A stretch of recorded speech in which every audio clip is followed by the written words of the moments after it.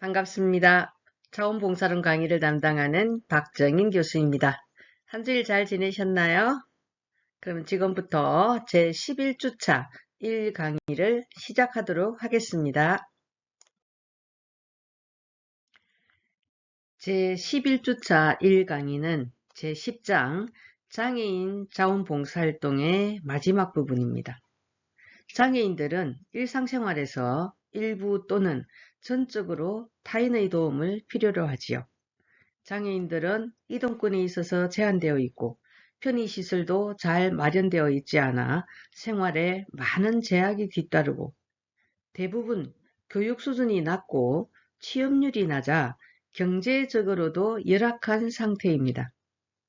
이러한 장애인들의 생활 여건 및 기능의 향상을 위한 제도적인 변화와 함께 그들이 사회에서 잘 적응할 수 있도록 조력하고 지속적인 관심을 갖는 것이 매우 필요하겠죠. 장애인에 대한 자원봉사활동은 이런 점에서 큰 의의를 갖습니다. 장애인을 위한 자원봉사자는 진정한 친구 및 치료, 교육 등 재활을 위한 조력자, 그리고 장애인 문제에 대한 지역사회 관심 및 해결을 촉구하는 대변자로서 역할을 할 수 있다고 볼 수 있습니다. 이번 강의에서는 제10주차의 1, 2, 3 과제를 한 번 더 살펴본 후에 장애인을 위한 자원봉사자의 유의사항 끝부분과 5번째 장애인 자원봉사활동 프로그램에 대해서 공부할 것입니다.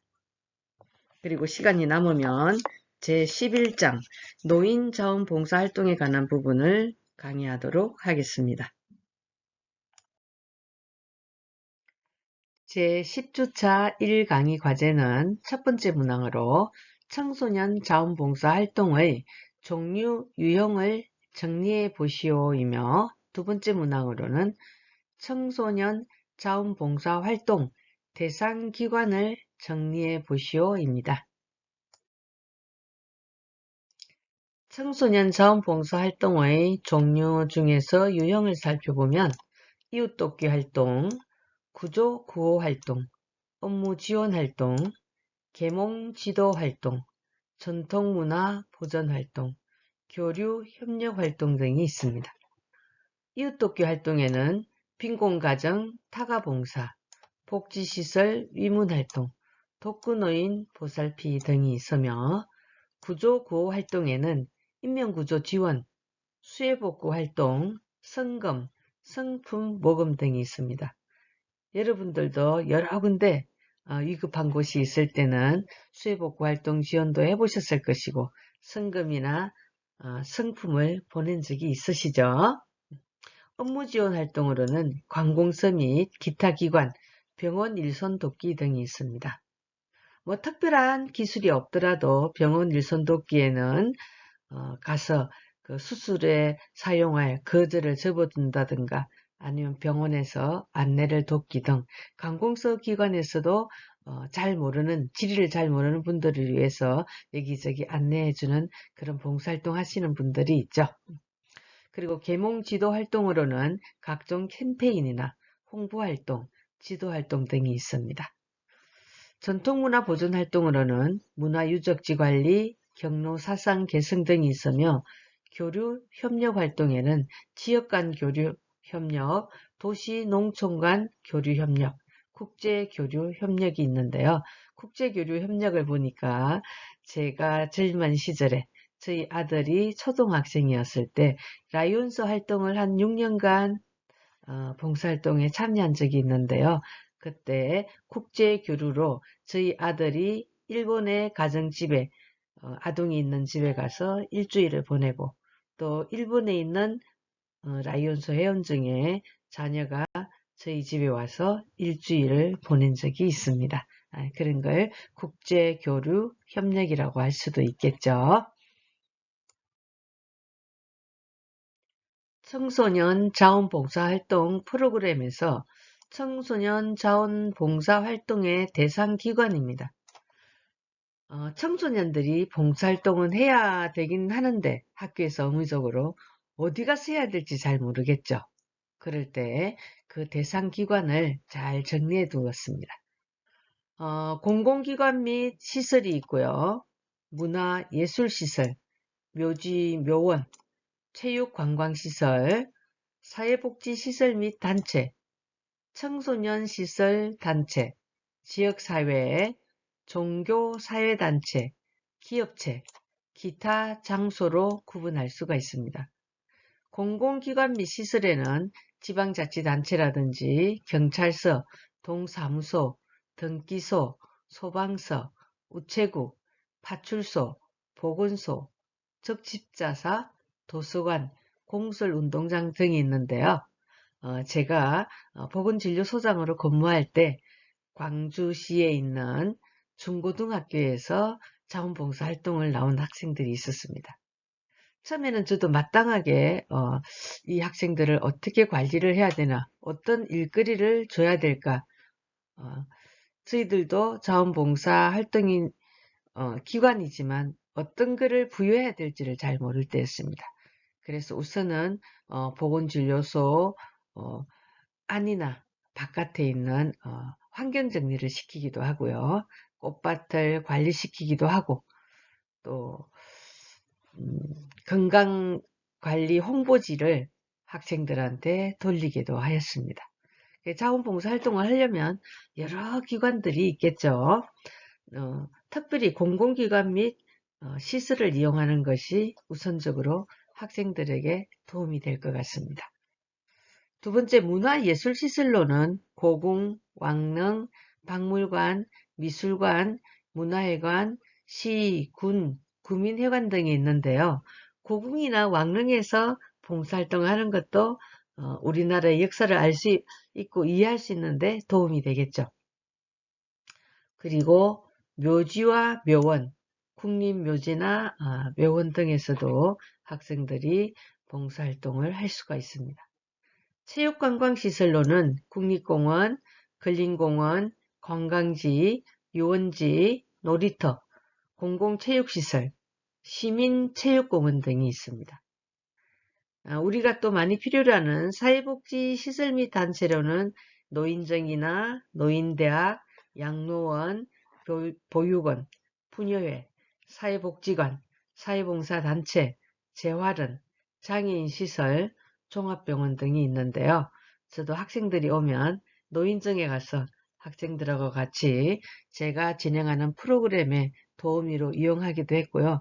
저희 아들이 고등학생일 때는 보건진료소에서 1월 1일 날 새벽 4시에 일출보기 산행을 했습니다. 주민들과 함께.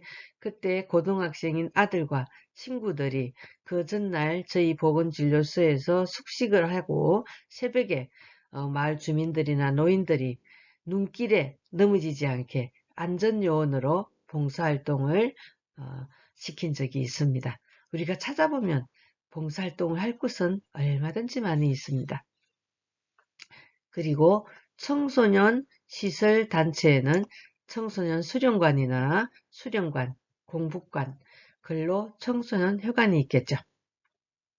지역사회에는 거리나 하천, 도로, 산림, 시설물, 마을 놀이터, 횡단보도 등에 있으며 종교사회단체에서는 교회나 성당, 사찰, 종교기념관 등에서 봉사활동을 할 수가 있습니다. 기업체에서는 일반 기업체에서도 봉사활동을 할 수 있으며 기타 장소로는 농어촌, 아파트, 자원재활용 처리소 등이 있습니다. 청소년이 봉사활동할 수 있는 대상기관이 굉장히 많고 내용도 다양하게 있습니다. 제10주차 2강의 과제입니다. 첫 번째 문항으로 장애인의 정의를 설명하시오이며 두 번째 문항은 장애 유형별 특성에서 정신적 장애를 설명하시오입니다. 제10장 장애인 봉사활동입니다. 그 첫 번째로 장애인의 이해입니다. 장애인을 이해하려면 장애인의 정의와 분류에 대해서 우리가 알고 있어야 되겠죠. 장애는 보는 관점에 따라서 다양하게 정의될 수가 있습니다. 그 첫 번째로 세계보건기구 WHO에서는 1980년에 신체적 손상과 능력장애 그리고 사회적 분리 세 단계로 나누었습니다. 신체 손상이란 신체 구조학적, 해부학적 기능 및 심리적인 구조나 기능의 일부를 상실한 상태를 말하며 능력장애란 기능 제약으로 인하여 나타나는 능력장애를 말합니다. 사회적 분리를 함은 손상이나 능력장애로 인하여 일상생활이나 사회생활을 하는데 제한을 받거나 지장을 초래하는 상태를 말합니다. 2001년 ICF에서는 기능과 장애 및 배경 요인의 두 가지 영역으로 구분하여 설명하였는데요. 기능장애란 신체 기능 구조와 활동, 참여를 얘기하고 배경 요인은 환경 요인과 개인 요인의 두 가지로 분류하고 있습니다. 우리나라의 장애인복지법 제2조에는 장애인이란 신체적, 정신적 장애로 오랫동안 일상생활이나 사회생활에서 상당한 제약을 받는 자를 말합니다.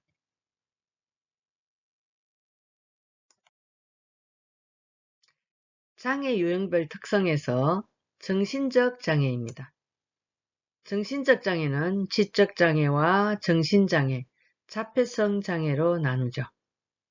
지적 장애란 정신 발육이 항구적으로 지체되어 지적 능력의 발달이 불충분하거나 불완전하고 자신의 일을 처리하는 것과 사회생활에 적응하는 것이 상당히 곤란한 경우로 지능 지수가 70 이하인 경우를 말합니다.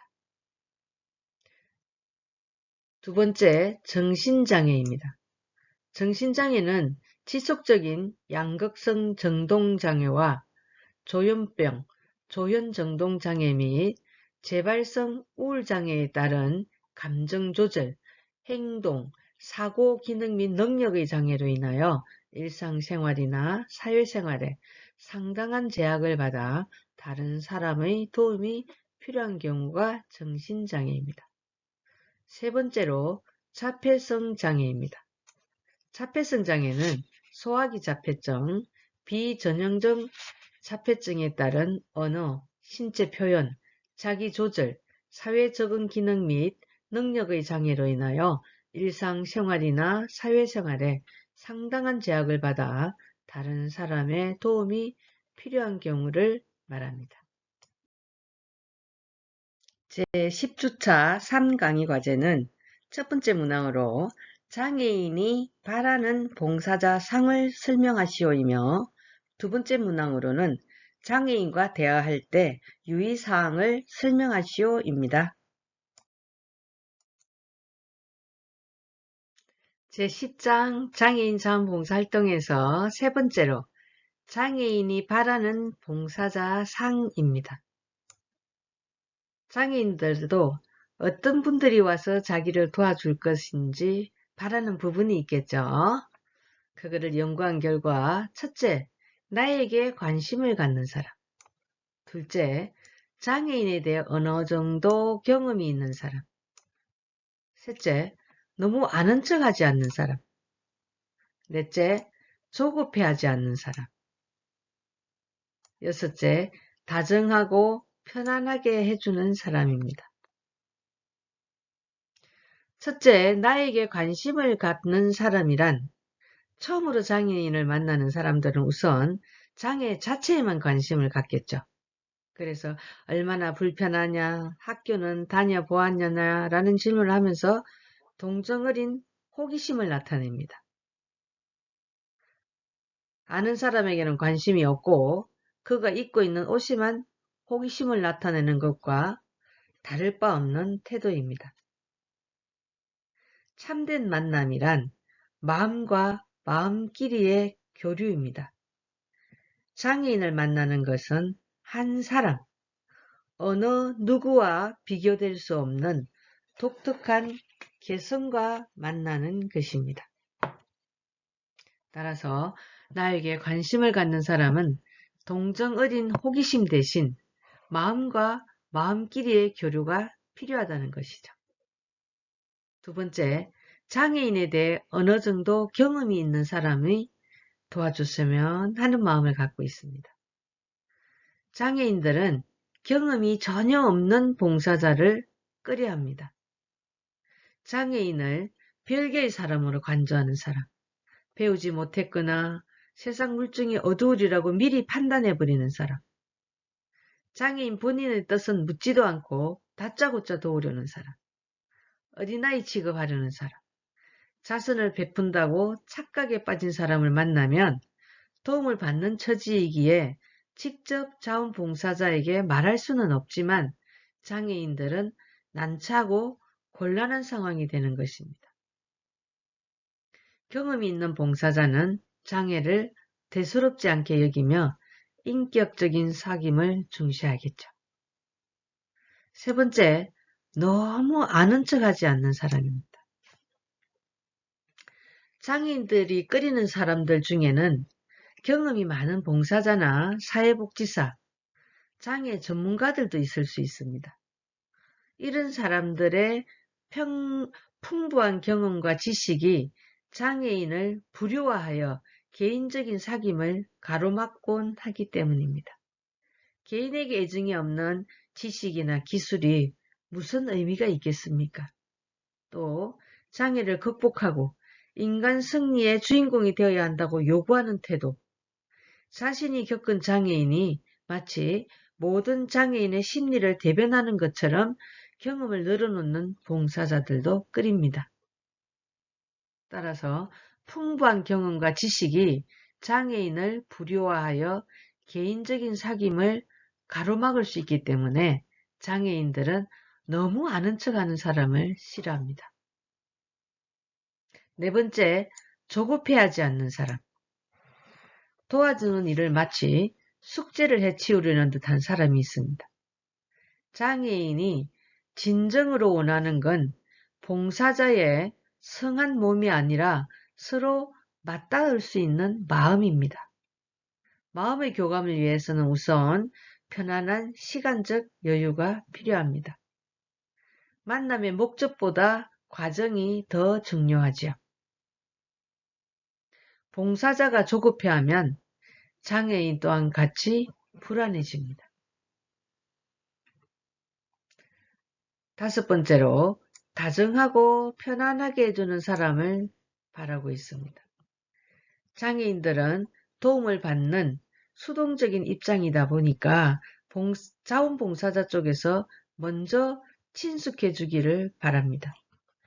장애인 쪽에서 넉살 좋게 먼저 말을 걸고 이것저것 요구하기란 좀처럼 쉽지 않겠죠. 그렇게 장애인들은 돕는 기술이 뛰어난 봉사자보다 다정하고 편안하게 해주는 사람을 더 좋아합니다. 따라서 자신을 존중해주고 자상하게 물어봐주는 사람이 다정한 사람, 편안함을 느끼는 때란 압도적이지 않고 자유로움을 누리는 상태라고 말할 수 있습니다. 따라서 장애인이 바라는 봉사자의 상은 나에게 관심을 갖는 사람, 장애인에 대해 어느 정도 경험이 있는 사람, 너무 아는 척하지 않는 사람, 조급해하지 않는 사람, 다정하고 편안하게 해주는 사람이 필요합니다. 장애인을 위한 자원봉사자의 유의사항에서 네 번째로 장애인과 대화 시입니다. 첫째, 장애인에 대해 대화할 경우에는 자원봉사자들이 너무 어려워하거나 말을 얼버무리면 도리어 거리감을 느끼겠죠. 장애에 대해서 너무 꼬치꼬치 캐묻거나 신상에 대해 너무 오랜 시간 화제로 삼지 않는다면 어느 정도의 관심 표명은 자연스러운 일이라고 볼 수 있습니다. 두 번째로 마주보고 대화할 경우입니다. 같은 높이에서 얘기하여 휠체어를 뒤에서 잡은 상태에서 다른 사람과 얘기를 하게 될 경우 가급적 얘기 나누는 사람 쪽으로 휠체어를 돌려놓음으로써 장애인도 대화에 함께 참여하도록 배려하는 것이 필요합니다. 세 번째, 언어 장애인과 대화할 경우 자원봉사자가 장애인의 말을 알아듣지 못했을 경우에는 이해할 때까지 몇 번이고 되물어야 합니다. 언어장애인은 반복해서 되묻는 일을 귀찮아하지 않는다고 합니다. 도저히 알아듣지 못할 경우에는 필기구를 사용하거나 제스처 등을 통해서 상대의 의사를 알아차리도록 노력하는 것이 필요합니다. 장애인을 위한 자원봉사자의 유의사항에서 화장실 가기입니다.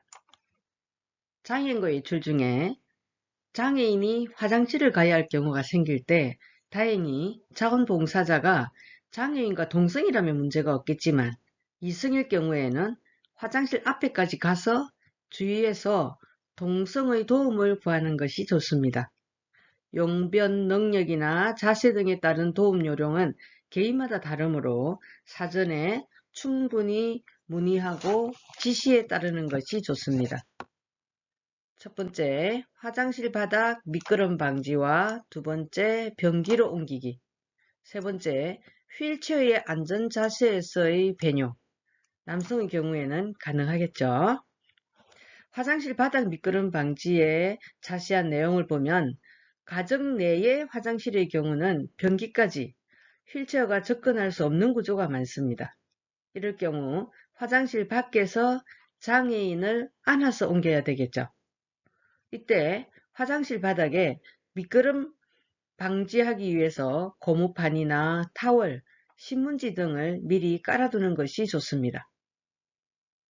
두 번째, 변기로 옮기기의 자세한 내용은 바닥이 미끄럽고 체중이 무거운 사지마비 장애인의 경우 두 사람이 도와서 함께 이동하는 것이 좋습니다. 변기 앞에까지 휠체어가 접근할 수 있으면 허리띠를 잡고 들어서 변기에 앉히는 것이 좋습니다. 옷만 잡으면 미끄러질 수가 있겠죠. 허리띠를 꽉 잡고 들면 좀 쉽게 옮길 수가 있습니다. 그러나 변기에서 몸을 가누지 못하거나 변기 옆에 손잡이가 없는 경우에 변기 뒤쪽 방향으로 정면이 가도록 자세를 취하게 하는 것이 좋습니다. 세 번째로 휠체어의 안전자세에서의 배뇨일 경우 남성의 경우에 휴대용 소변기를 사용하기 전에 휠체어 앞쪽으로 장애인의 무릎을 끌어당겨서 앉힙니다. 그리고 소변통에 소변이 넘치지 않도록 기울기에 주의하셔야 됩니다. 제10장 장애인 자원봉사활동에서 다섯 번째로 장애인 자원봉사활동 프로그램입니다. 장애인을 위한 자원봉사활동은 아동부터 청소년, 노인에 이르기까지 연령층이 매우 다양하고 개인별 장애 유형에 따라서 특성도 다르겠죠.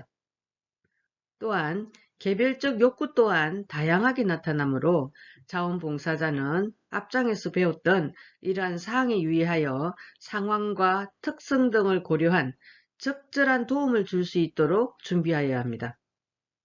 이처럼 장애인을 위한 봉사활동에는 책임감이 더욱 요구된다고 할 수 있습니다. 장애인을 위한 자원봉사활동의 프로그램을 살펴보면 직접 서비스를 줄 수 있는 자립기능 향상과 사회적 지지를 향상하기 위한 간접 서비스로 나눌 수가 있습니다. 자립기능 향상을 위한 직접 서비스에는 정서적 위문과 심리적 자립, 사회활동 지원, 교육 지원, 여가 선용, 취업 지원, 생활 지원, 보호활동, 의료 지원 등이 있고요. 사회적 지지를 위한 간접 서비스로는 업무 보조와 기술 지원, 조사 개발, 캠페인 등의 분야가 있습니다. 자립기능 향상을 위한 직접 서비스의 분야의 정서적 이문으로는 프로그램이 동료 상담, 재활전화 상담이 있고요. 심리적 자립에는 발달장애인 친구되기, 그리고 사회활동 분야의 프로그램에는 발달장애인의 대중교통 이용 지도 및 보조, 발달장애인의 지역사회 시설 이용 지도 및 보조, 언어 소통을 위한 수화 통역, 외출 동행 및 중증장애인의 나들이 보조, 차량 지원, 특수학교 장애아동 통학 보조 프로그램이 있으며 교육 지원 분야의 프로그램으로는 장애아동 학습 보조 및 학습 지도, 장애인 컴퓨터 교육, 시각장애인 이동훈련 보조 등이 있습니다.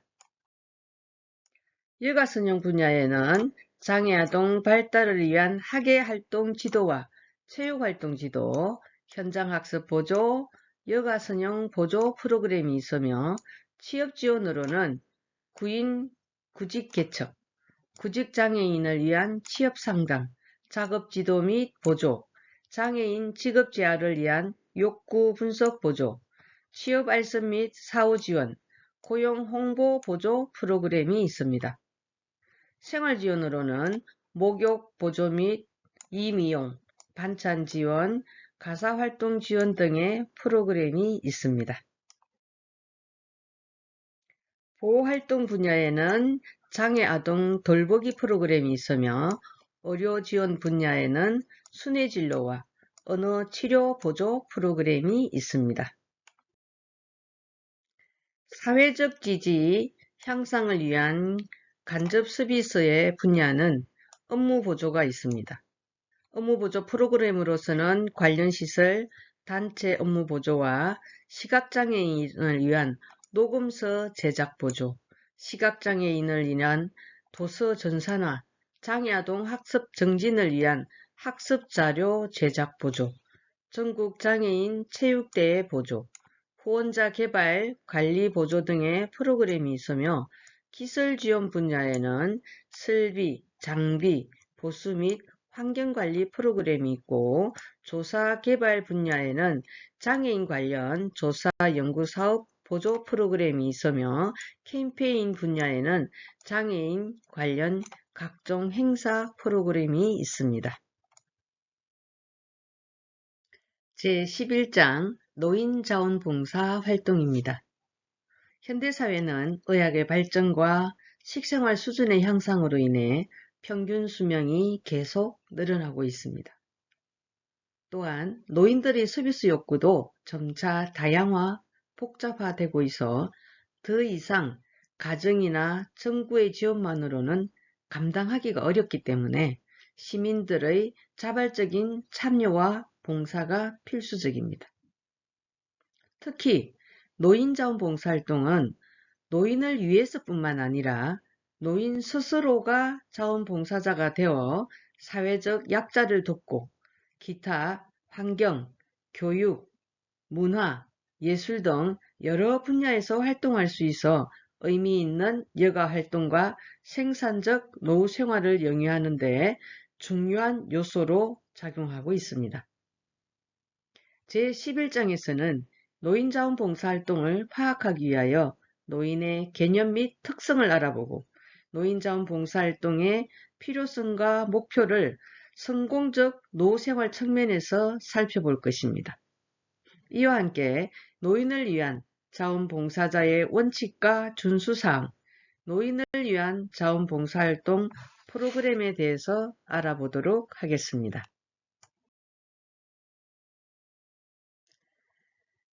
노인자원봉사활동에서 첫 번째로 노인의 이해입니다. 노인을 이해해야지 우리가 자원봉사활동을 할 수 있겠죠. 노인에 대한 개념은 문화와 사회적 맥락 속에서 때로는 긍정적으로, 때로는 부정적으로 정의되어 왔습니다. 첫 번째로 노인은 생리적, 생물학적인 면에서 쇠퇴기에 있는 사람.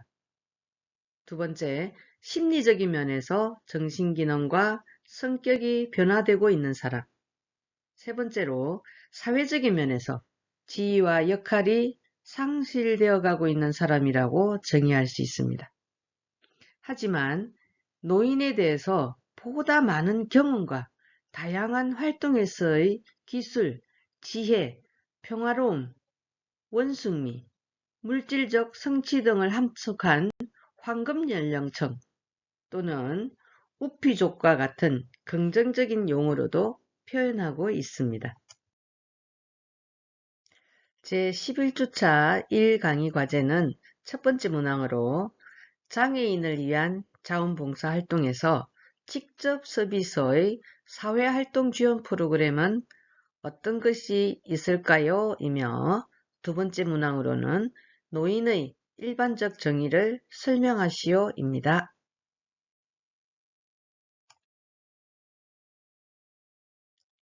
지금까지 제10장 장애인 자원봉사 활동에 대한 강의를 하였습니다. 저는 장애인 봉사에 대해서 좀 더 이해하기 위해서 지난해에 장애인 활동 지원사 과정 교육을 4일간 받았습니다. 장애인에 대해서 좀 더 깊이 있게 이해할 수 있는 교육이었습니다. 여러분들도 기회가 된다면 장애인 활동 지원사 과정에 관한 교육도 한 번쯤 받아보았으면 좋겠습니다. 지금까지 경청해 주셔서 감사합니다.